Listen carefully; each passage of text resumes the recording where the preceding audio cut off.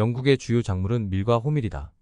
뿌리가 얕아 심층 영양분을 이용하지 못하는 밀과 호밀은 질소, 인, 칼륨 등 얕은 토양의 영양소를 고갈시킨다. 밀과 호밀은 지력을 떨어뜨리고 1년에 한 번만 수확하기에 생산성의 저하로 영국의 인구 성장은 정체된다. 영국은 인구합이 낮아져 인건비가 크게 치솟자 혁신적인 기계의 발명에 힘을 쏟는다. 1770년 영국은 산업혁명을 시작하며 세계 경제의 패권을 확립할 터전을 닦는다. 재산권의 보장으로 폭발적인 발명과 특허가 증가하자 성장 잠재력과 국가 경쟁력이 치솟는다. 1782년 네덜란드와의 해상전에서 최종 승리하고 1792년 인도 남서부 마이소르 왕국과의 전쟁에서 이기며 인도 지배를 공고히 한다. 1805년 트라팔가 해전에서 나폴레옹을 격퇴하여 대영 제국의 출발점이 된다.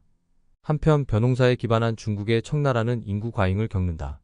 벼농사는 논을 이용한 물 관리 시스템으로 토양을 갈아엎어 잡초 관리와 병충해 방지를 하기에 고온 다습한 조건에서도 잘 자란다. 지역에 따라 2번까지 수확이 가능한 벼농사는 생산량의 증대로 중국의 인구를 4억까지 폭증시킨다. 인구합이 높아지자 청나라는 기계에 대한 의존보다 값싼 노동력을 활용해 총생산량을 늘려 경제의 외형을 키운다. 영국 또한 요크셔 농법을 발전시켜 인구를 지속적으로 늘린다. 한 해의 보리, 클로버, 밀, 순무 등의 작물을 순차 재배하는 윤작제의 방식으로 생산성을 높인다. 특정 작물이 토양의 영양분을 지속적으로 소모하는 것을 방지하고 클로버와 같은 휴경 작물을 통해 토양의 비옥도를 끌어올린다. 잉여 농산물과 잉여 인력에 기반한 상거래 네트워크로 영국은 강력한 해군을 갖춘다.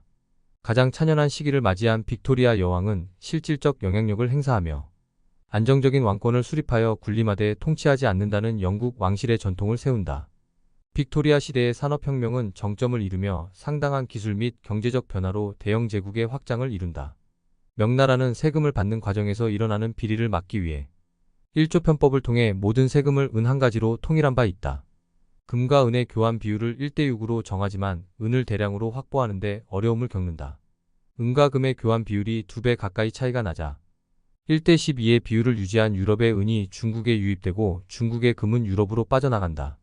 게다가 중국산 차를 좋아한 영국은 지속적인 은의 유출에 불만을 갖고 인도산 아편을 중국에 유입시켜 엄청난 양의 은을 강탈하기까지 한다. 통상의 불균형을 타개하기 위해 시작된 영국의 인도산 아편 밀수는 침체된 청나라의 사회적 분위기를 아편의 흡음으로 몰아넣는다. 은의 다량 유출로 국가 재정까지 위협을 받자 도광제는 아편 밀수를 엄금하고 몰수한 아편 약 2만 상자를 폐기시킨다.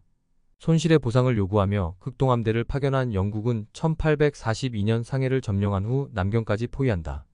영국의 요구를 전면적으로 수용한 도광제는 홍콩을 할양하는 불평등 조약을 맺는다. 1차 아편전쟁의 패전으로 청나라는 산업혁명을 추진할 자본력과 동력을 상실한다.